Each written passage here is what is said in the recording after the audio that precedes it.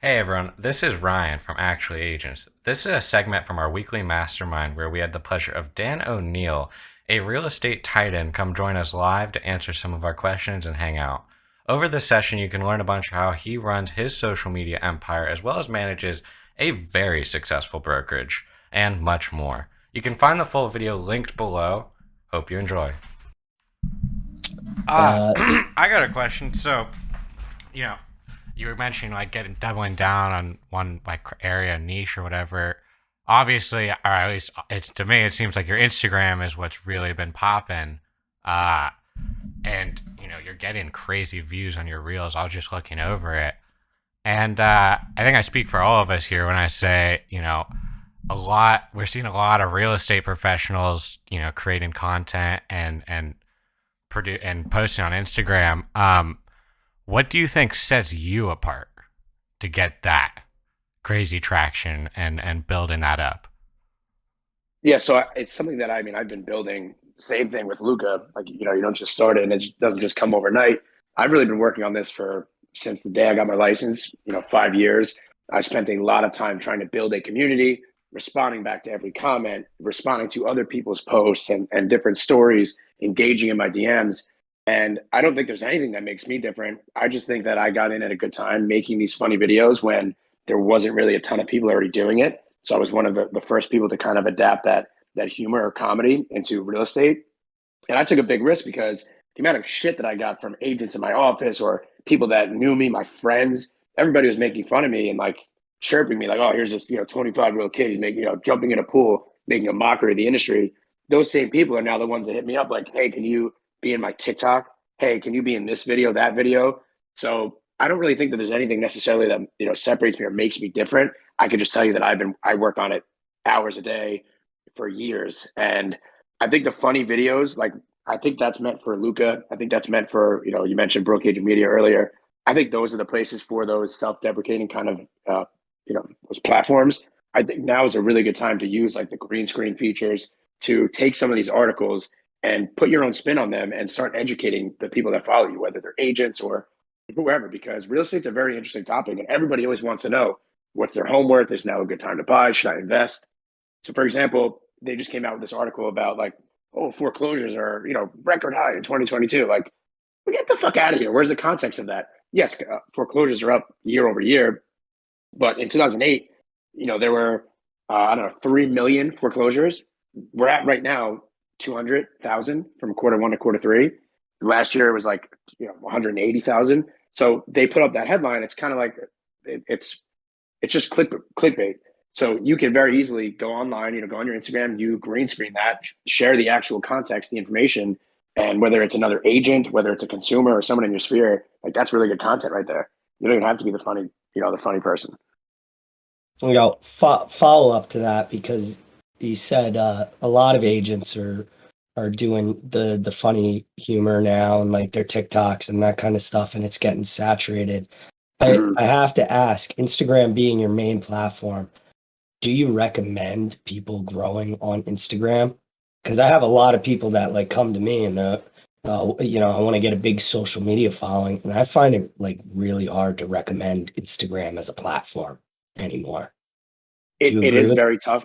Yeah, I would. And I think that it is very tough because, you can look at somebody that's been on TikTok for 3 months. They made a couple of videos and all of a sudden they got 100,000 followers and that translates over to Instagram. And in my opinion, why I'm a little bit shy of TikTok is because of, some of the politics behind it. Like you go to China where the app was made, you're not allowed to scroll. Like as kids, you're not allowed to scroll and see golf shots. You're not allowed to see real estate. Like they're seeing like math equations or like chemistry from like nine, like that's all they see. And also with all the information that they're, potentially picking up. So in my opinion, I think Instagram is the best place to build a community, but you should be posting on everything anyway. Like I have a VA that we pay, I believe, X amount of dollars a week. I put all of my content in the folder. They edit, they chop up. They're putting it on YouTube. They're putting it on TikTok. But in terms of actual ROI and actual leads that I've been able to, get or generate, it's all came from Instagram. So I still recommend that as like your go-to hub. Facebook too. The amount of people that comment on my Facebook posts and shit, it's crazy. I don't know if it's like my parents or and above, but Facebook's still there too. Facebook still has like a good homeowner demographic. Yeah, and listen, But if you have 100,000 followers on TikTok versus, and like keep in mind like the demographic there, like who's on there, age groups, everything, and you have 20, you have 10, you have 5,000 on Instagram, but they're actually commenting, they're coming to this, they're engaging. Like that's your audience, that's your community. I feel it's a lot easier to translate to Instagram as opposed to having all those followers on TikTok that like they probably don't give a rat's ass who you are. mm, I personally, I loved what you mentioned, almost like knowing your audience base of posting like an article and putting, your face behind it with the green screen effect. And whereas your videos, are more higher production, funny, like getting, bro, your videos are straight productions. yeah, Like, they're but crazy. they Like didn't mad props. start out like that, right? I mean, you were Absolutely you were not. doing social media before real estate with something I'm schmacked or is like a barstool predecessor. Yeah, it's true. That's a So fact. It's funny you knew that. I'm just curious, like, what are the conversion rates on some of these videos? You get one that blows up, and at least for when I scroll on Reels, it's very unlikely that I'm following this person unless it's something that really sticks out. Like, do you notice direct, like, you have more Reels blowing up, so you get more business, or how does that work? So I can't really say like to a specific reel, like this reel got me X amount of, clients or sellers, but I can tell you that just as like the same way that you're scrolling through my stuff right now, and whether you have the audio on or not, you're probably going to watch a couple of videos, be like, oh, this guy's pretty funny. And whether you're in the industry or not, oftentimes people will follow me. So by doing that, then I'll get a DM that'll say, 2 weeks after I posted a reel, hey, my grandma needs to sell. Like, here's your information. Hey, my cousin's looking to buy. Can you call them? Or I'll be at my local bagel place and the person behind the counter is like, oh, Mr. Real Estate. Like, I love that last video. Like, I don't even know who you are. You follow me? So I can't really put like a monetary value of like how many people hit me up due to a reel, but I can tell you that each and every single one is just another one that I'm adding to the TikTokification of my content and just my brand. Love that. That, Love that. that's fantastic. Yeah, it's now like somebody local following you. Are you doing specific things to target local followers, or it's just naturally you're threading your socials into your more local marketing? I'm sure you're doing marketing outside of social media. What's that look like? Mm. And do you tie it back to your social media? So you listen to quote unquote social media gurus, and they will give you advice to hyper, geotag your posts and search like your area or your hometown on Instagram, and you go and you like and you comment. Like I can just I'm gonna be honest with you, like I don't do any of that shit. I don't even use hashtags. I can't even if I wanted to boost my post, I can't even do it. It's messed up.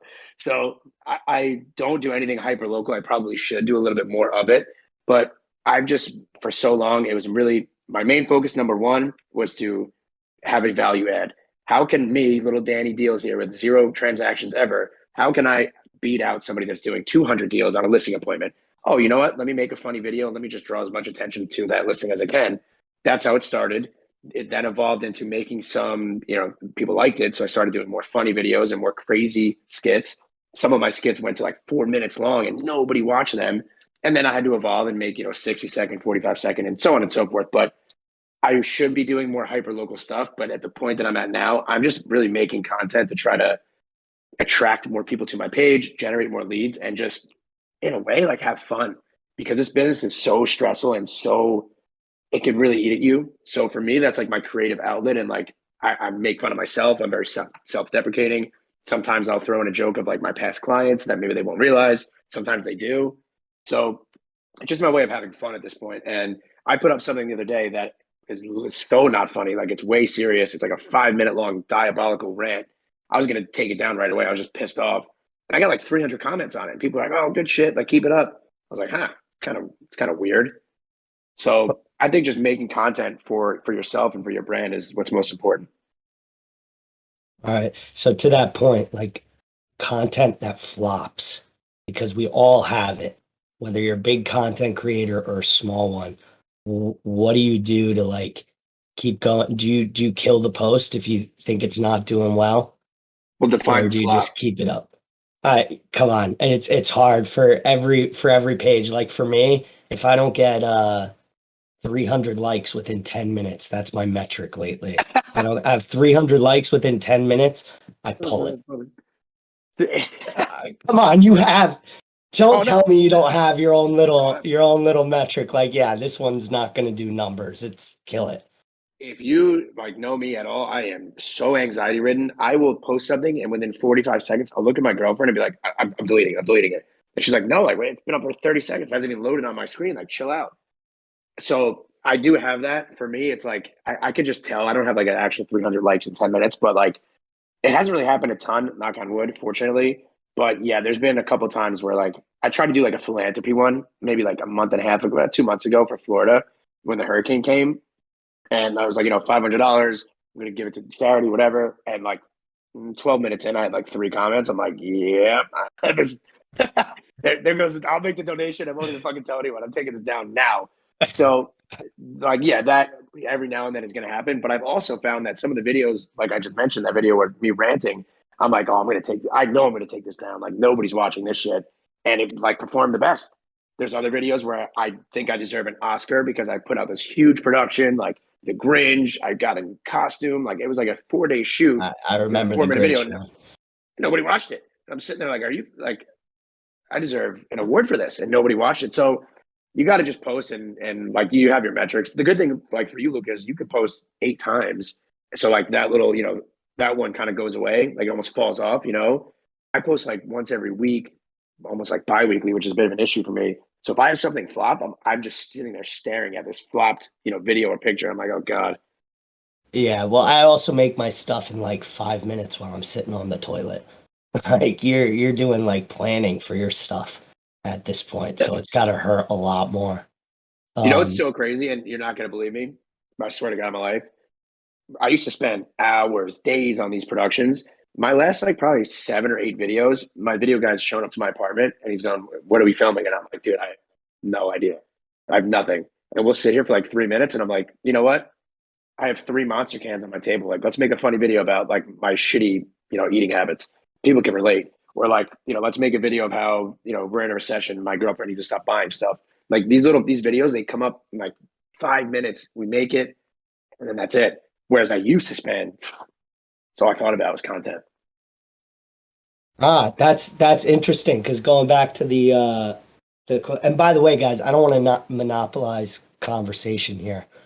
So chime in if you have something, but like these quote unquote social media gurus, everyone's talking like batch making content, budget an entire day once a month to make like 30 different content pieces. And you're really like the opposite. You're like me. You're just flying by the seat of your pants and still getting great results. But I'm just being totally candid with you guys. Like I'm not here to tell you, like, listen, if that's what you need, if you're busy, if you have a certain budget, I totally get the batch shooting, and that makes sense for some people. For me, it's just like, and I'm telling them to show up and we make the video, and like that's kind of it, because like I'm not really, I don't make my money off social media. I have a team, 2 locations in New York and Florida.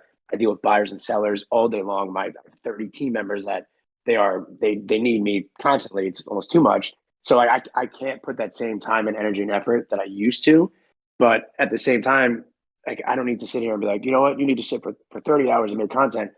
In my opinion, when I see that same, and then tell me if I'm wrong, I could be, but they're sitting in their chair, same outfit for 30 videos in a row. And yeah, it's educational and it's good, but like, what it is already. It's the same video for 30 times in a row, same outfit, everything, same location. I'm probably going to scroll past that, just being honest with you. But if you mix in a couple of things, like a tweet, like you do, Luca, a still image, maybe there's some audio behind it, a meme, a love video, like that makes me watch your content and like stay on the page, But if I just see the same, you're sitting there talking about interest rates for fucking 30 videos in a row in the same outfit, like I'm scrolling past it. I have ADD. You got to keep it exciting. And honestly, probably what comes through is the genuineness of it. It's not some carbon cut, like templated video. It's just like this was the flavor of the day, Yeah, there's a lender in my market who he just started picking up like real content production, obviously with the words over and everything. Same outfit, and he's posting every other day, getting little to no engagement. But like I know he's spending money on the editing. Like I know it looks good, but Yeah. it's just not unique, or at least like you said, putting the green screen, you get like a cool title, or just make something different than the same thing we see on the feed every single post. Oh, and it's from every single industry, whether you're an investor, whether you sell crypto, whether you sell watches, whether it's like everyone's doing that, like that font where they're talking in front of the camera, and it's like TikTok to Instagram. But what I can say is that what worked in 2021, these 4 or 5 minute long videos, they didn't work in 2022. The same stuff that worked in 2022 is not going to be the same stuff that works in 2023. Who I admire and who I kind of model some of my content off of is Sirhan, Ryan Sirhan. So I know he was in here, I guess a couple of weeks ago. It was really cool. If you look at his page, he has the high quality stuff. He has the educational. He has the green screen, and he also has a lot of raw video. And he's spending hundreds of thousands of dollars. He's got 40 people on his team that run his media stuff, but he's sitting there taking the time, walking through his office, telling a story, or sharing an experience, or explaining something that happened to him. And the engagement is through the roof because it allows people to actually get to know you, and you're not just sitting there reading off of a interest rates went down by 1/4 point. What does that mean for you now? Well, call me and find out. It's like here's your market. Here's your market update. And then the other thing is like changes in a week in today's world. So you batch shoot a video. If I said interest rates 30 days ago, that's not the same video today. Like that's not even the same information. So it's like I'd rather do things in real time. And I think that the 2023 evolution is going to be more of like edutainment, educational, but also being more like raw and showing your face and not that like high quality text video, Yeah.